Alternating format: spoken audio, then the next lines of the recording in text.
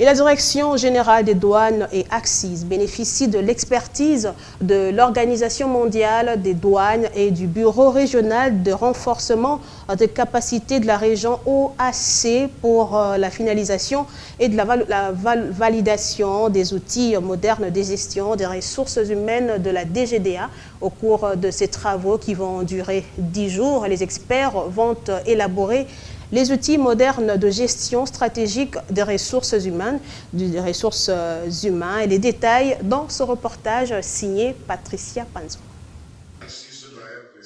La douane de la République démocratique du Congo sur la voie de la gestion des ressources humaines basée sur les compétences. Après avoir élaboré en interne une série d'outils modernes de gestion des ressources humaines, à savoir le référentiel des emplois, le référentiel des compétences, le dictionnaire de compétences et le descriptif des postes indispensables pour permettre à la douane congolaise d'utiliser les compétences lors de ses recrutements. Les experts de l'Organisation mondiale de douane et du Bureau régional de renforcement des capacités de la région AOC et ceux de la douane congolaise passent à l'étape de la finalisation et la validation des outils modernes de gestion des ressources humaines de la DGDA.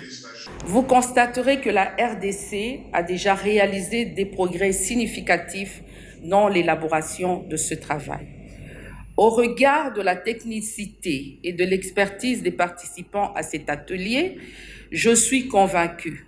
que des réflexions profondes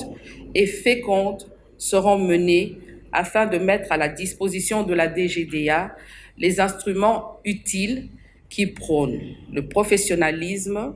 la transparence, l'éthique et la bonne gouvernance et qui sont également indispensables au respect de la loi et de la réglementation. Venu ouvrir ses travaux, le ministre des Finances salue l'initiative. Selon Nicolas Kazadi, investir dans le capital humain est un levier essentiel et indispensable pour permettre à la douane de réaliser toutes ses missions et de maximiser la performance de son personnel. Je profite de ces assises pour souligner le rôle important et croissant de la douane face aux défis à relever dans les pays de la région, notamment l'effectivité de la future zone de libre-échange continentale africaine, mais aussi tous ces défis sécuritaires, ces défis d'intelligence économique, de compétitivité économique, et la nécessité d'améliorer le recouvrement des recettes, la lutte contre de nombreux fléaux tels que la criminalité transfrontalière organisée. Pour le vice-président de la région AOC de l'OMD, la finalisation de ces outils va permettre à la douane congolaise de développer une stratégie de gestion ressources humaines basée sur les compétences afin de relever les défis tant sur le plan interne qu'externe. Le processus de recrutement des cadres et l'absence d'une gestion stratégique des ressources humaines et des développements de plans de carrière constituent des maux qui minent nos administrations, favorisant ainsi le développement des antivaleurs, de la corruption et faisant de certains d'entre nous, dans nos quartiers à Matongé ou à Bandal, des douaniers Nzete à Mbongo.